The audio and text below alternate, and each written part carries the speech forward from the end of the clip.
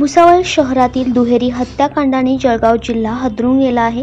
बुधवारी रात्री माजी नगरसेवक संतोष बारसे व त्यांचा मित्र सुनील राखुंडे यांच्यावर अंधाधुंदपणे गोळ्या झाडून दोघांची हत्या करण्यात आली होती। या प्रकरणी मुख्य आरोपीला नाशिकमधून अटक करण्यात आली आहे। भुसावळ शहरात बुधवारी रात्रीच्या सुमारास कारमधून प्रवास करणारे माजी नगरसेवक संतोष बारसे व त्यांचा मित्र सुनील राखुंडे यांच्यावर अंधाधुंदपणे अज्ञात इसमांनी गोळीबार केला होता। यामध्ये दोघांचाही मृत्यू झाला होता। या हत्याकांडामधील मुख्य सूत्रधार संशयित करण परतुडे याला नाशिक पोलिसांनी ताब्यात घेतले आहे। नाशिक पोलीस आयुक्तालयाच्या गुन्हाविरोधी पथकाने ही कारवाई केली। शहरातील मरीमाता मंदिराजवळ दबा धरून बसलेल्या हल्लेखोरांनी मोटारीत बसलेल्या बारसे व राखुंडे यांच्यावर गोळ्या झाडल्या होत्या।